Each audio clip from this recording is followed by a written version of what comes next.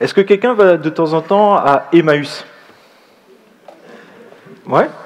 Et à Emmaüs, en fait, le principe, c'est qu'en fait, il y a des meubles ou différents objets, en fait, qui sont vendus en seconde main.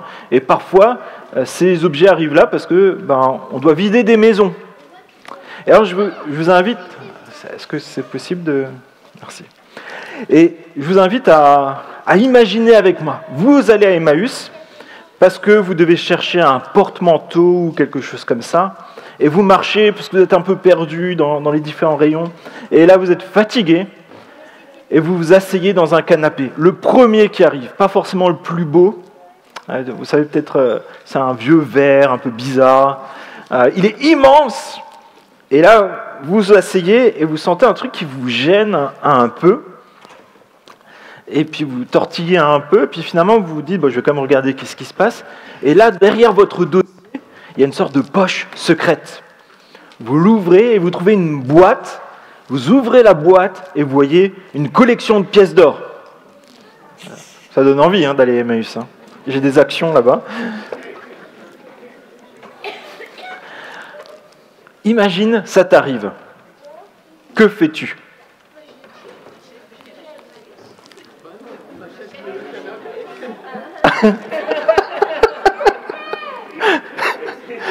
Alors, qu'est-ce que vous faites? On achète le canapé. Je vous rappelle qu'on a des travaux à financer en plus. On achète le canapé.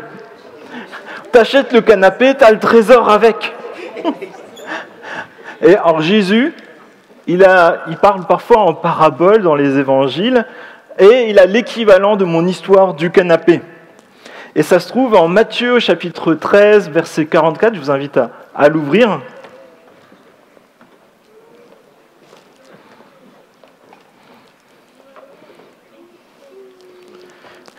Et si tu peux afficher le texte, ouais, merci. Matthieu, chapitre 13, verset 44. Et c'est Jésus qui utilise finalement une comparaison pour expliquer un peu qu'est-ce que c'est le royaume des cieux. Il y a d'autres paraboles, mais on va juste s'arrêter sur celle-là aujourd'hui. Le royaume, on peut le lire ensemble, ça fait longtemps qu'on ne l'a pas fait, ça vous va? Le royaume des cieux ressemble encore à un trésor caché dans un champ. L'homme qui l'a trouvé le cache et dans sa joie, il va vendre tout ce qu'il possède et achète ce champ.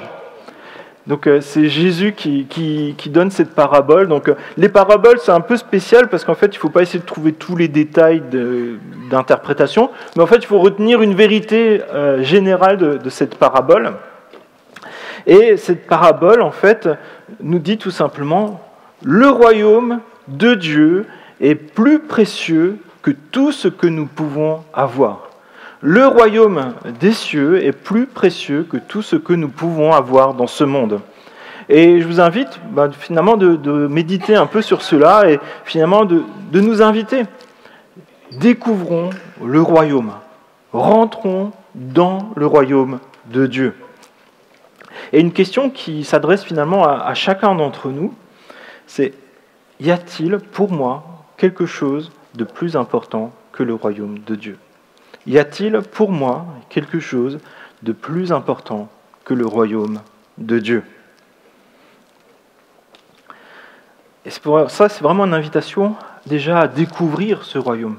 Si ça vaut plus que tout ce qu'on peut avoir dans ce monde, ça vaut la peine peut-être d'y réfléchir. Si des chrétiens depuis des milliers d'années, en tout cas 2000 ans, ont fait ce choix-là, quitte à donner leur vie pour le royaume de Dieu, c'est que certainement ça vaut la peine d'y réfléchir. Le royaume des cieux ressemble à un trésor caché. J'ai trouvé l'anecdote d'un couple américain qui, en promenant leur chien dans leur jardin, a trouvé 8 boîtes dans lesquelles se trouvaient des pièces d'or pour un montant de 7 millions d'euros. Et c'était leur jardin. Ils habitaient là, ils se promenaient sans doute dans leur jardin régulièrement. Le chien était là en permanence, le trésor était là, et pourtant, il ne le voyait pas jusqu'à ce qu'il trébuche par-dessus. Et parfois, je pense dans notre vie, on l'a déjà tous expérimenté un peu de cette façon-là, et Serginé l'a aussi un peu témoigné dans son témoignage, c'est qu'on ne cherche pas forcément quelque chose de particulier, mais on trébuche sur quelque chose, un trésor, et qui nous emmène à voir le monde complètement différemment. Alors ce trésor, ce n'est pas forcément de l'or, mais parfois ça peut être une personne, ou alors parfois une compréhension complètement renouvelée de notre vie. Peut-être tu étais invité simplement à une soirée d'anniversaire, et à cette soirée d'anniversaire, finalement, tu as rencontré ton futur conjoint. Ça arrive à quelqu'un ? Ah.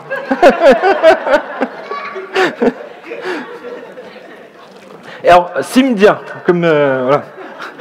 À partir de ce jour, j'imagine que ton quotidien, tes projets d'avenir et tes priorités ont profondément changé, n'est-ce pas ? Il était caché, ton Patrice, et tu l'as trouvé. Et le royaume des cieux ressemble encore à un trésor caché. Et en fait, le royaume des cieux, ça nous parle aussi d'une rencontre. Pas forcément trouver que de l'or, non, c'est une rencontre avec Jésus-Christ. La rencontre avec d'autres priorités. La rencontre avec la découverte qu'il y a quelque chose de plus, de mieux qui se trouve en Dieu. Cela implique que le royaume de Dieu a une grande valeur. Le royaume de Dieu est quelque chose de précieux. C'est quelque chose de rare. On dit souvent qu'il n'y a pas d'autre terre, mais il n'y a pas d'autre royaume de Dieu. Il n'y en a qu'un seul. Et qui voudrait troquer l'équivalent de poids en or contre l'équivalent de poids en plomb? Personne, hein? Et c'est la même chose. Qui voudrait Oula. C'est quoi mon mot que je cherche? Troquer. D'accord, merci. Et qui voudrait troquer tout l'argent du monde, enfin le royaume de Dieu contre tout l'argent du monde? Est-ce que ça vaut vraiment la peine?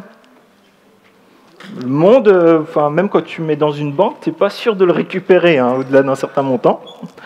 Mais le royaume de Dieu, c'est vraiment la chose la plus sûre, la chose où il y a le plus de valeur. Et ce n'est pas quelque chose qui est matériel, c'est vraiment la présence de Dieu. Et ce trésor, il est caché, et peut-être depuis longtemps, et peut-être un peu comme ce couple. En fait, tu entends parler de l'Évangile depuis des années, peut-être même depuis que tu es enfant, peut-être tu as même déjà trébuché sur quelque chose qui dépassait, mais tu t'es jamais arrêté. Et ce matin, c'est peut-être l'occasion finalement de t'arrêter et puis de regarder, est-ce qu'il n'y a pas un trésor que Dieu veut te révéler aujourd'hui? Un trésor qui est là, présent auprès de toi depuis longtemps. Et peut-être ça fait longtemps que tu entends ces messages, semaine après semaine ou de temps en temps.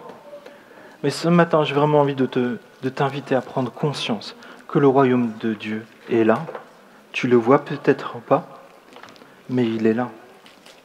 C'est pas parce qu'on n'a pas conscience de quelque chose que ça n'est pas réel. Lorsqu'on est en pleine santé, on n'a pas forcément conscience que la santé, c'est un trésor.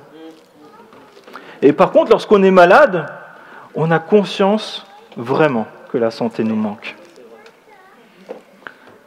Et c'est la même chose pour le royaume de Dieu. Aujourd'hui, le royaume de Dieu est présent. Et même si peut-être tu dis « ouais, moi je ne crois pas en Dieu », mais je veux vraiment te dire que Dieu il te porte chaque jour. Chaque souffle de vie que tu as, rien que le soleil qui fait que tu ne congèles pas sur place, c'est Dieu qui le permet. Tu n'en as peut-être pas conscience, mais c'est un cadeau de Dieu qui te donne à chaque instant, à chaque respiration. Pourquoi ? Parce que Dieu t'aime et il t'invite à rentrer dans son royaume. Alors qu'est-ce que le royaume de Dieu ? En Romains, au chapitre 14, il est dit cela. En effet, le royaume de Dieu, ce n'est pas le manger et le boire. On va quand même manger et boire après à l'apéro, mais en effet, le royaume de Dieu, ce n'est pas le manger et le boire, mais la justice, la paix et la joie par le Saint-Esprit. Alors ce verset, en fait, il est cité par Paul pour inviter les chrétiens à prendre soin des uns des autres, prendre soin des frères et des sœurs qui peut-être ont des faiblesses différentes et de les respecter. Mais ce verset décrit aussi très justement la personne de Dieu et les principes du comportement des citoyens du royaume de Dieu. Qui a envie de justice ? Quelqu'un parle ? Ah, une personne. Quelqu'un a envie de justice ? 2, 3, 4, ok. Paix ? Ah oui, paix, il y en a plus. Joie ? Ah ! C'est ce qui décrit la personne de Dieu. C'est ce qui décrit le royaume de Dieu. La paix, la justice et la joie. Et le contexte, le royaume de Dieu, ça consiste à rencontrer une personne. Ton Dieu, ton Créateur. Et aussi celui qui est ton roi, même si tu ne le reconnais pas encore aujourd'hui. Mais c'est aussi la personne qui nous aime le plus au monde. C'est celui qui, avant même la création du monde, a décidé de t'aimer, a décidé que tu en valais la peine au point de souffrir pour toi, de mourir pour toi, de donner sa vie pour toi, pour que tu puisses rentrer dans son royaume. Et Dieu t'accueille dans sa maison. Et Dieu nous fait découvrir, dans notre quotidien, déjà aujourd'hui, finalement, sa présence. Mais lorsqu'on commence à centrer nos vies sur la personne de Dieu, aussi en se disant, mais comment est-ce que moi-même, je peux aussi être disciple de Jésus? Comment est-ce que je peux ressembler de plus en plus à Jésus? En fait, on va voir que tout va devenir beaucoup plus beau autour de nous. Pourquoi? Parce qu'on va de plus en plus voir les choses selon les yeux de Dieu. On va de plus en plus aimer Dieu. Vous savez, je pense qu'on ne va pas se mentir, on vit dans un monde qui en quelque sorte s'autodétruit, mais depuis des milliers d'années. Pourquoi? Déjà, l'orgueil des hommes et des femmes. Mais il y a des conflits, il y a des guerres, il y a l'injustice à tous les étages, il y a la peur, il y a la souffrance, il y a le désespoir. Mais le royaume de Dieu, qui est présenté par Jésus, c'est un royaume qui est éternel. Il n'a pas de fin.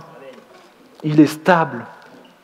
C'est un havre de paix, un havre de justice, où tout est beau. Même la création sera complètement renouvelée. On peut faire confiance à Dieu parce que ses promesses, il les tient. Et auprès de Dieu, il y a la joie. Et ce lieu que Dieu a prévu, il est pour tous ceux qui ont soif. Ceux qui ont soif de justice, de sens, de vérité, de paix, de plénitude. Et l'homme qui a trouvé ce trésor le cache. Alors ça, on va pas trop... vous avez compris le principe, c'est voilà, il y a quelque chose qui a plus de valeur, c'est pour ça qu'il le cache, mais je voudrais surtout rester sur ça. L'homme qui trouve ce trésor, il est dans la joie. Imagine, tu es encore à Emmaüs, aujourd'hui c'est la journée Emmaüs, et puis tu trouves une chouette veste, elle a ta taille, nickel, et puis du coup tu mets la main dans une des poches, et là tu sors un ticket de loto. C'est le ticket de la semaine qui vient, et du coup tu te dis quand même, bon je vais quand même vérifier les chiffres, t'as gagné. T'as jamais joué au loto, pourtant t'as gagné au loto. Je pense que si tu trouves ce ticket, ça te donne de la joie. Tu n'as rien fait pour, mais la joie de Dieu, elle est là. Quelque chose qui était complètement immérité, quelque chose que tu pensais même pas possible, Dieu l'a fait pour toi. Et il l'a fait déjà par Jésus-Christ, qui est venu dans ce monde, pour qu'on puisse rentrer dans ce royaume. Et peut-être ce matin, tu n'avais pas prévu de trébucher sur un trésor, tu n'avais peut-être pas prévu de trébucher sur un message qui te parlerait du royaume de Dieu, qui allait bousculer peut-être ton quotidien, ta conception de la vie, tes priorités. Mais j'ai envie de te dire, si Dieu t'interpelle pour te donner un cadeau qui est aussi précieux, ne ferme pas la porte. Ne dis pas non. Découvre ce cadeau. Peut-être aussi, finalement, tu as découvert le royaume de Dieu il y a longtemps, peut-être des décennies. Mais rappelle-toi, c'est un cadeau précieux que Dieu t'a donné. Et encore aujourd'hui, la source de ta joie, lorsque tu médites, qu'est-ce que ça implique, ce cadeau du royaume de Dieu, de l'amour de Dieu? Et ce matin, c'est peut-être l'occasion de juste réfléchir, qu'est-ce que ça implique pour toi, durant toutes ces années de vie chrétienne, où Dieu a été présent à chaque instant, et l'espérance que tu as encore devant toi. Et la question que je nous pose à chacun d'entre nous, et moi y compris, est-ce que je dirais que ma vie chrétienne, elle se caractérise par une joie surnaturelle? Est-ce que dans ta vie chrétienne, tu pourrais te dire, j'ai une joie surnaturelle? Même quand les choses ne vont pas aussi bien qu'on voudrait, même quand peut-être il y a des injustices, peut-être même quand il y a la maladie, est-ce que j'ai quand même cette joie que seul Dieu peut me donner? Cette joie de savoir que je suis aimé, que je suis racheté, que j'ai une espérance sûre et certaine auprès de Dieu. Et je nous invite vraiment à cultiver cela, à méditer la parole de Dieu. Parce que parfois, au fur et à mesure des années, on médite de plus en plus ce qui ne va pas, mais parfois c'est bon de méditer la bonté de Dieu, son amour, sa paix, sa justice, son espérance. Pour ça, j'ai envie de t'inviter vraiment à rentrer dans le royaume de Dieu. Qu'est-ce que fait cet homme? Il va vendre tout ce qu'il a, et il achète ce champ. Et en fait, ce verset, en tout cas ce passage, il illustre vraiment deux vérités, je pense, vraiment fondamentales. Le royaume des cieux est bien plus précieux que tout ce que nous pourrons posséder sur terre, même si tu es l'homme le plus riche du monde. Le royaume de Dieu, c'est ce qu'il y a de plus précieux. Et aussi, la deuxième vérité qui en découle, c'est il faut rentrer dans le royaume de Dieu. Ce n'est pas la question si tu as envie ou pas, mais c'est la seule destination qui t'assure d'être dans la paix, la joie et la justice de Dieu. Il n'y en a aucune autre qui va te donner ça. Et la question qui pourrait se poser, est-ce qu'il faut payer pour entrer dans le royaume de Dieu? Est-ce qu'il faut payer pour entrer dans le royaume de Dieu? C'est pas possible, non, c'est pas possible. Mais par contre, ça nous ramène vraiment à cette conscience que la valeur du royaume des cieux, elle est immense. C'est quelque chose qu'on ne peut pas mériter, mais Dieu, par amour, nous l'offre. Et plus on regarde au royaume de Dieu, aux promesses de Dieu, à l'amour de Dieu, plus finalement les choses qui sont autour de nous, qui sont éphémères, peut-être les biens matériels ou autres, ça devient insignifiant, sans valeur, et de plus en plus, on va vouloir que le royaume de Dieu se propage, que d'autres personnes puissent le découvrir, le vivre, l'expérimenter et y entrer surtout. Et Jésus nous dit aussi cela, Matthieu 6, 33, « Cherchez d'abord le royaume de Dieu et sa justice. Et tout cela vous sera donné par-dessus. » Et là, il parle en fait du quotidien, tout ce qu'on a besoin pour avoir un toit, de la nourriture.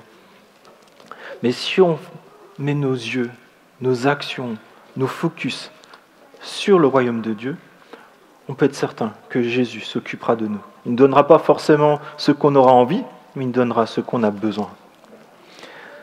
Et c'est une des conséquences d'être rentré dans le royaume de Dieu. Le royaume de Dieu devient notre bien le plus précieux, notre priorité.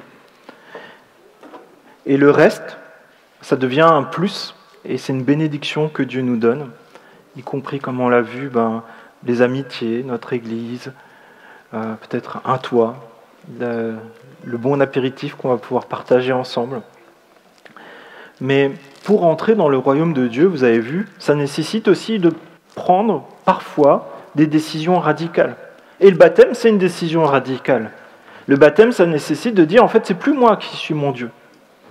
Je veux plus vivre selon moi ce que j'ai envie, mais je veux vivre selon ce que Jésus a envie pour moi, ce que Jésus me demande de vivre. Parce que je sais que c'est ce qui va plaire à Dieu. Je sais que c'est ce qui est bon pour moi. Et pour rentrer dans le royaume de Dieu, parfois, il faut lâcher des choses. Alors, les enfants, vous êtes avec moi? Il y en a quelques-uns? Ok. Vous connaissez un petit écureuil qui s'appelle Scrat? Oui? Et les grands-enfants, vous connaissez Scrat aussi? Non, Scrat, d'accord. Alors, c'est dans l'âge de glace. Ah! Alors, c'est une histoire avec des mammouths. Mais il y a aussi un écureuil. Et cet écureuil, qu'est-ce qu'il essaie de faire pendant tous les épisodes de film? Il cherche sa noisette. pour attraper sa noisette, il est prêt à tout. Il est prêt à abandonner toutes les autres noisettes pour sa noisette.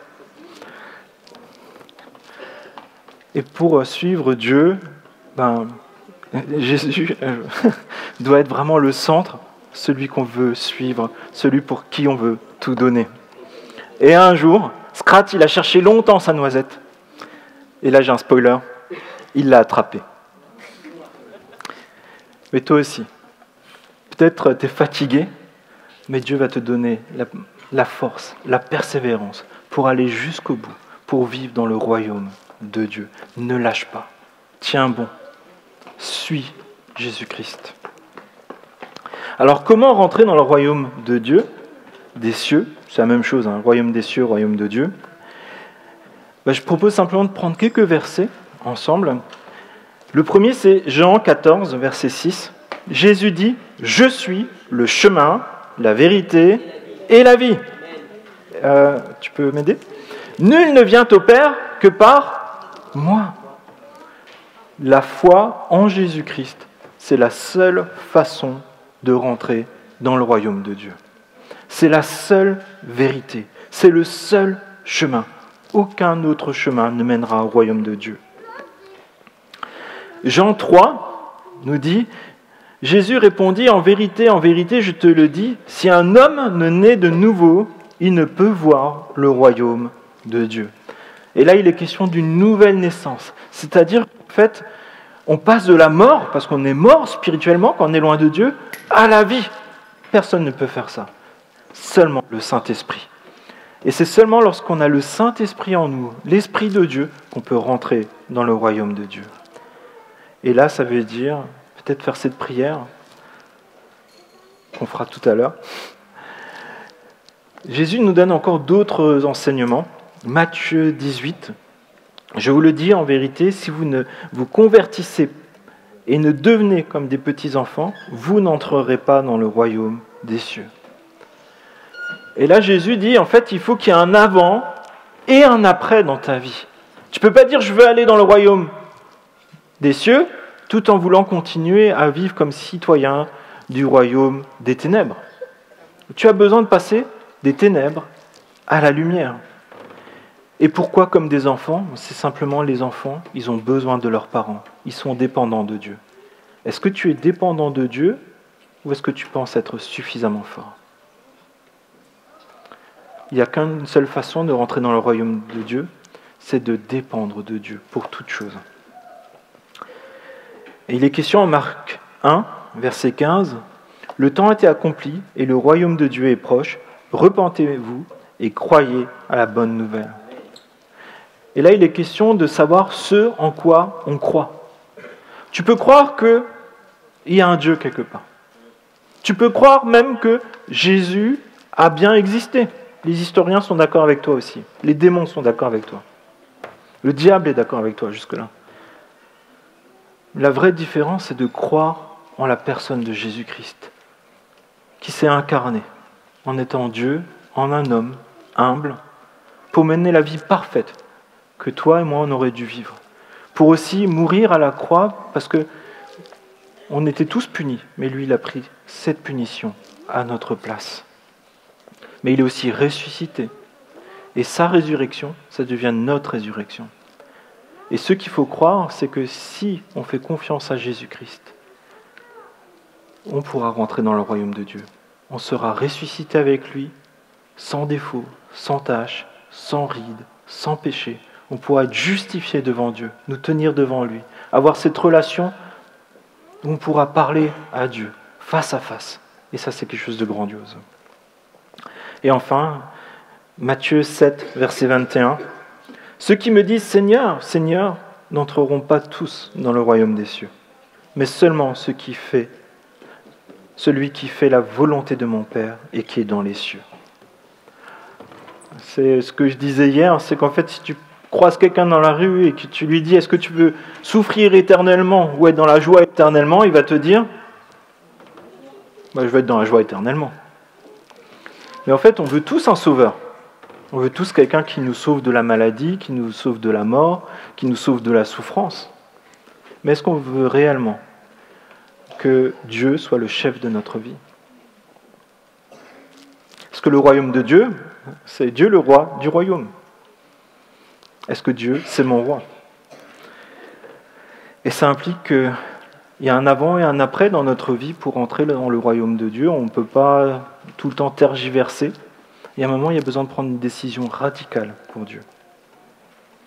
Et je nous invite chacun à nous réjouir déjà, si on est dans le royaume de Dieu, et à le vivre pleinement, à fond, pas à moitié. Mais aussi pour peut-être des temps où c'est plus difficile, des temps où peut-être on a des doutes, des temps où on comprend moins pourquoi on est tout le temps dans les difficultés, à persévérer, à vivre selon ce qui est la norme dans le royaume de Dieu. Jésus, il n'est pas venu ici en vacances Club Med dans ce monde. Si même Dieu a souffert pour nous, Jésus dit même que nous aussi, nous prenons part à ces souffrances et c'est un motif de gloire. Ce n'est pas une punition. C'est simplement d'être la continuité de notre Maître parce que nous savons que notre espérance, elle est sûre et certaine dans l'éternité. Aussi, toi qui peut-être n'as pas encore pris cette décision radicale pour Jésus, c'est l'occasion. Pourquoi remettre ça à demain? Est-ce que tu sais qu'est-ce que sera ton demain? Est-ce qu'il y aura encore le souffle de vie? On ne sait pas. Et là, c'est l'occasion aujourd'hui. Et je vous invite à la prière pendant ce temps que l'équipe s'installe. Père, je te remercie du fait qu'on puisse être dans la joie du fait que tu nous aimes.